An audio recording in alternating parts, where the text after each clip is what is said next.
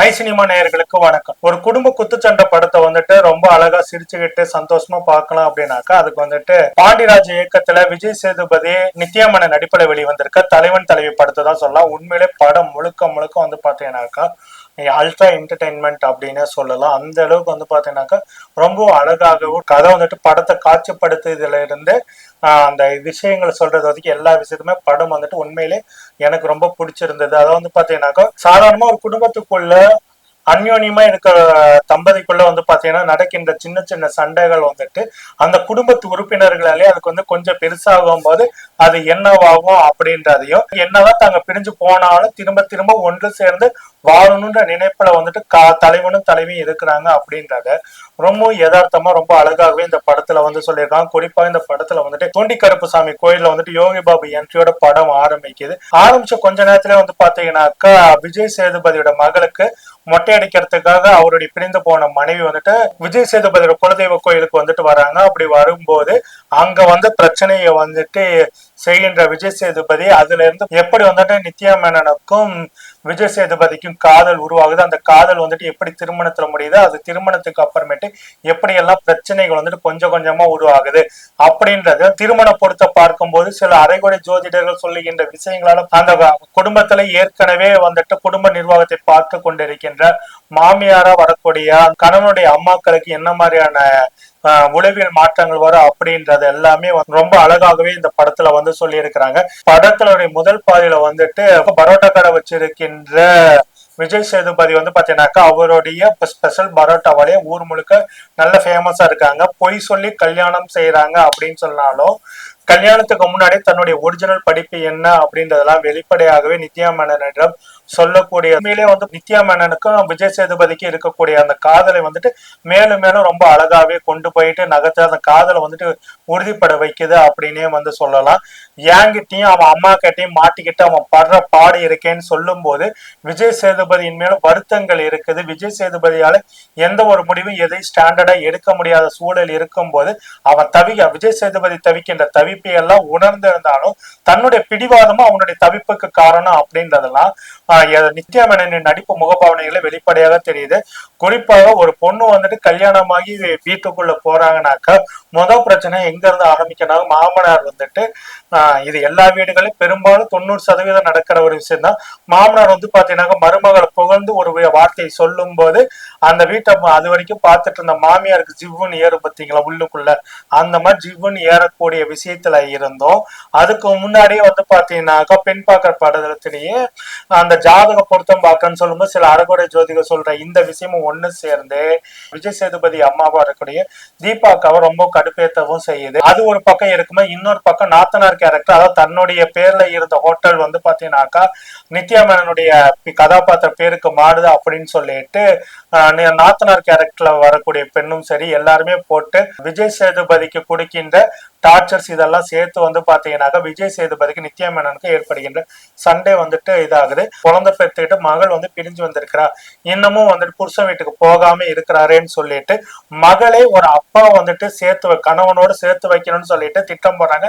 நிச்சயமாக என்னுடைய பொண்டாட்டி வந்துட்டு என் பொண்ணு வந்துட்டு என் மாப்பிள்ளையோட சேரக்கூடாதுன்னு நினைக்கிறா, அதை வந்துட்டு இது பண்ண எப்படியா என் பொண்ணை என் மருமகனும் சேர்ந்து இருக்கணும் அப்படின்னு சொல்லிட்டு ஒரு அப்பா கேரக்டர் நித்யா மேனனுடைய அப்பா வந்து கேரக்டர் வந்து ரொம்ப பொறுப்புள்ள ஒரு விஷயம். மகளுடைய வாழ்க்கையில் அக்கறை உள்ள ஒரு நபராக வந்துட்டு செயல்பட்டு இருக்காங்க. இத்தனைக்கும் பாத்தீங்கன்னாக்கா நித்யா மேனனுடைய அப்பாவா வரக்கூடிய ஒரு டானா இருக்கிறாரு. விஜய் சேதுபதியுடைய அப்பா வரக்கூடிய சரவணன் வந்து பாத்தீங்கன்னாக்கா ரவுடியா இருக்காங்க. ரெண்டு பேருமே குடும்பத்துக்காக அவர்களுடைய வன்முறை வாழ்க்கையை விட்டு பொறுமையாக நிதானமான வாழ்க்கையில வாழ்ந்துட்டு இருக்காங்க அப்படின்ற ஒரு விஷயம் இருக்கு.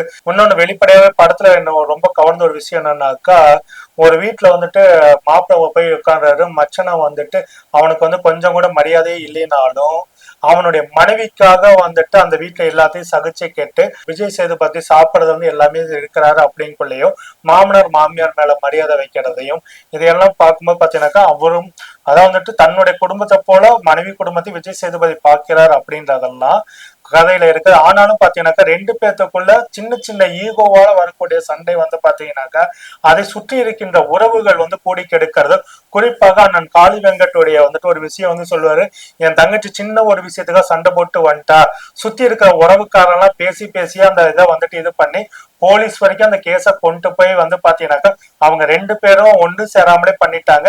இன்னைக்கு என் தங்கச்சி வாழ வெட்டியா இருக்கு, அதே போல நித்யா மேனன் ஆகக்கூடாது அப்படின்னு சொல்லக்கூடிய வசனங்கள்லாம் பாத்தீங்கன்னா உண்மையிலேயே வந்துட்டு நெஞ்சத்தை தொடக்கூடியதா இருக்கும். எந்த சூழல்லையும் வந்துட்டு ஒரு குடும்பம் பிரியக்கூடாது அப்படின்றதுல எல்லாரும் வெளிப்படையா சொல்லுவாங்க. குறிப்பாக ஒரு குடும்பத்துல வந்து கணவன் மனைவிக்குள்ள பிரச்சனை வருவதற்கு முக்கியமான காரணமே வந்து பாத்தீங்கன்னாக்கா உறவுகள் தான், அதுவும் ரத்த பந்தங்களாக தான் இருக்கு அப்படின்றதெல்லாம் வெளிப்படையாவே இந்த படத்தை வந்து பாண்டியராஜ் வந்து பேசியிருக்கா. குறிப்பாக படத்தோட முதல் காட்சியில வந்து பாத்தீங்கன்னாக்கா உறவுகள் குறித்து வந்துட்டு வரக்கூடிய வசனங்கள் ஆகட்டும், அதுக்கு வந்துட்டு ஆர்.கே. சுரேஷ் வந்து பாத்தீங்கன்னாக்கா ஒரு பஞ்ச் சொல்லிட்டு போவாரு.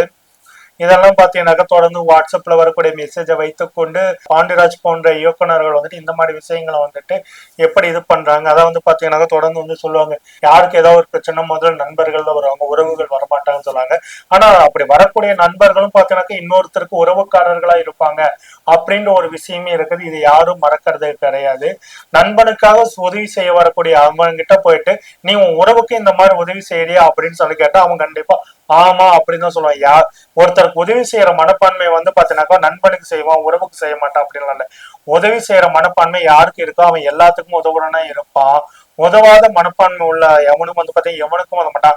அவன் நண்பனுக்கு உதவ மாட்டான், சொந்தக்காரனுக்கும் உதவ மாட்டான், அப்படிதான் இருக்க முடியும். அப்படிப்பட்ட உறவுகளையும் நட்புகளையும் தேடி கண்டுபிடித்து அவர்களை தக்க வைத்துக் கொண்டு அவர்களுக்குள் பரஸ்பரம் நமக்குள்ள உதவி செய்து கொள்வதுதான் வந்து பாத்தீங்கன்னாக்கா ஒரு மனிதன் வந்துட்டு ஆரோக்கியமான வாழ்க்கையை வந்து வாழ்றதுக்கான அறிகுறியா இருக்கும். உறவுகளுக்குள்ள இருக்கக்கூடிய பாச போராட்டம் ஆகட்டும், அதுலயும் குறிப்பாக வந்து பாத்தீங்கன்னாக்கா கோயிலுக்குள்ள வந்து பாத்தீங்கன்னா எல்லாரும் கத்தி சண்டை போடும் போது கூட அந்த குழந்தையினுடைய தூக்கம் கலைஞ்சிடக்கூடாது அப்படின்னு சொல்லிட்டு எல்லாமே படத்துல வந்துட்டு கொஞ்சம் சலிப்பை தட்டியது. விஜய் சேதுபதி அவர்கள் பாலகுமார படத்துல வர மாதிரி தொடர்ந்து வந்து பாத்தீங்கன்னா கத்தி கத்தி பேச அதே மாடுலேஷன்ல பேச மட்டும் ஃபர்ஸ்ட் ஆரம்பத்துல நல்லா இருந்தது. அதுக்கப்புறமேட்டு பாத்தீங்கன்னாக்கா கோயில் சண்டை விஷயத்துல ரொம்ப அடிக்கடி கத்தி பேச வந்து பாத்தீங்கன்னா ஒரு சின்ன சலிப்பை வந்துட்டு உண்டாக்குது அப்படின்னு சொல்ல முடியும். அதையும் வந்து பாத்தீங்கன்னா அந்த இடத்துல சலிப்பு வரும்போது நித்யா மேனனுடைய ஃபேஸ் ரியாக்ஷன் வந்து பாத்தீங்கன்னா அதை வந்துட்டு ரொம்ப ஈக்குவலைஸ் பண்ணி நார்மலைஸ் பண்ணி அதை வந்து கொண்டு போகுது அப்படின்னு வந்துட்டு படம் வந்து உண்மையிலே பாக்குறதுக்கு உண்மையிலே சந்தோஷமா இருந்தது. இந்த படத்துல வந்துட்டு முக்கியமான வந்து கேரக்டர் வந்து பாத்தீங்கன்னா யோகி பாபு தான். யோகி பாபுடைய காமெடி மட்டும் அந்த டைமுக்கு வந்துட்டு இல்லைனாக்கா நிச்சயமா இந்த படம் வந்து பாத்தீங்கன்னா கொஞ்சம் ரொம்பவே சலிப்பை தட்டக்கூடியதா இருக்கும். ஒரு எந்த நேரமும் ஒரே சண்டையாகவே போகுது அப்படின்னு சொல்லிட்டு குறிப்பாக செகண்ட் ஹாஃப் எல்லாம் அந்த மாதிரிதான் இருக்குது. அதுலயும் குறிப்பா யோகி பாபு வந்து கேட்ப, நீங்க சம்பாதிக்கிறதுக்கு கடையை நடத்துறீங்களாடா, அது சண்டை போறதுக்கு கடையை நடத்துறீங்களான்னு கேட்கறதெல்லாம் வந்து பாத்தீங்கன்னா உண்மையிலேயே வந்துட்டு நகைச்சுவைக்கு வந்துட்டு துள்ளலா தான் இருக்குது. ஒவ்வொரு முறையும் நித்யா மேனன் வந்துட்டு சண்டை போட்டுட்டு போகும்போதும் விஜய் சேதுபதி வந்து பாத்தீங்கன்னாக்கா தொடர்ந்து வந்துட்டு அவரை சமாதானப்படுத்தி கூட்டிட்டு வந்ததுக்காக அவர் வந்து தொடர்ந்து போறதெல்லாம் பாத்தீங்கன்னாக்கா என்னடா இவன் பெரிய பொண்டாட்டி தாசனா இருப்பானா அப்படின்னு சொல்லி பார்த்தாக்கா அந்த அளவுக்கு வந்து நித்யா மேனனுடைய பேரரசி கேரக்டர் மேல வந்துட்டு இந்த ஆகாச வீரன் வந்து பாத்தீங்கன்னா அழகான ஒரு காதலை வச்சிருக்க. அந்த காதலுடைய அதாவது வந்து பாத்தீங்கன்னாக்கா பல ஆண்கள் வந்துட்டு மனைவி மேல காதல் அந்த காதலை எப்படி வெளிப்படுத்துறது அப்படின்ற தெரியாம அது சொல்ல முடியாம தவிக்கின்ற காதலிக்கும் போது கூட ஆண்கள் வந்து பல விஷயங்கள் சொல்லுவாங்க.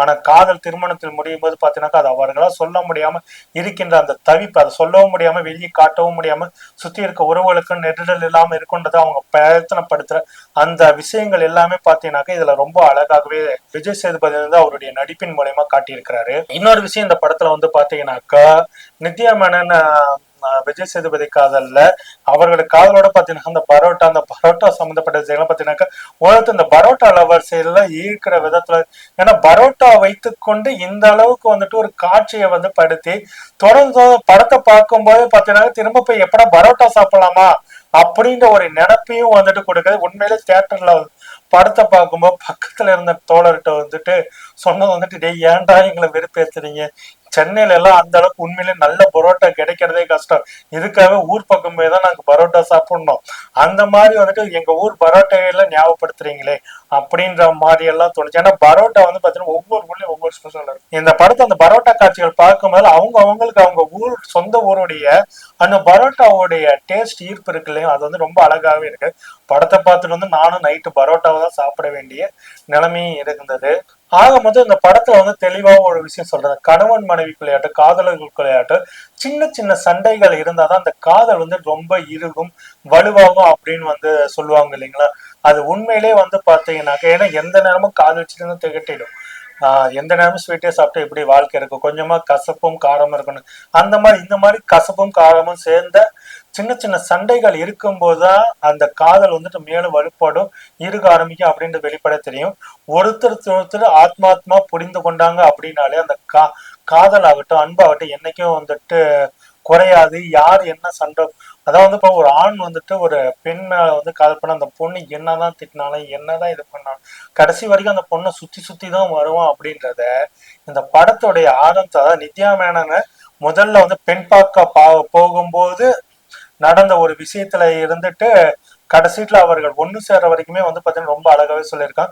படத்துல இன்னொரு விஷயம் வந்து சொல்லாம விட்ட விஷயம் என்னன்னாக்கா, ஆர்.கே. சுரேஷுக்கும் விஜய் சேதுபதிக்கு என்ன பண்றது கடைசி வரைக்கும் கடைசீட்ல வரைக்கும் சொல்லாம படத்தை முடிச்சது ஒரு உண்மையிலே அது ஒரு சஸ்பென்ஸ். உண்மையை சொன்னாக்கா உறவுகளுக்குள்ள நடக்கிற சண்டைகள் வந்துட்டு உண்மையிலே வந்து பாத்தீங்கன்னா அல்பத்தனமான விஷயம். பல குடும்பங்கள் வந்து பிரியறதே பார்த்தா சின்ன சின்ன அல்பத்தனமான சண்டைகளா தான் இருக்கும். அப்படிப்பட்ட விஷயங்கள் தவிர்த்தல இருக்கும்னு சொல்லும் போது பாத்தீங்கன்னாக்கா, இந்த இதுலயும் வந்து பாத்தீங்கன்னாக்கா நிச்சயம் இதுலயும் விஜய் சேதுபதி ஆர்.கே. சுரேஷ்க்கு ஒரு அல்பத்தனமான ஒரு சின்ன ஒரு சண்டை முன்பகை இருக்கும். அதையே வெளியே சொல்லிட்டு அதை அசிங்கப்படுத்த சொல்லிட்டு ரெண்டு கேரக்டர் அதை வெளிப்படுத்தாமலே இருக்கிற ஒரு விஷயம் இருக்கு இல்லைங்களா. படத்துல கிளைமேக்ஸ் அதை காட்டும் போது கூட சொல்லும் போது கூட அதை சொல்லாம விட்ட ஒரு விஷயம் வந்து உண்மையிலே ரசிக்கக்கூடியதா தான் இருக்குது. ஆக மொத்தத்துல இந்த படம் வந்து பாத்தீங்கன்னா என்னுடைய மதிப்பீட்டுல 5க்கு 4 ஸ்டார் கொடுக்கலாம் அப்படின்னு தான் சொல்லலாம். மீண்டும் அடுத்த படம் குறித்து விரிவாக பேசலாம் நண்பர்களே. நன்றி, வணக்கம்.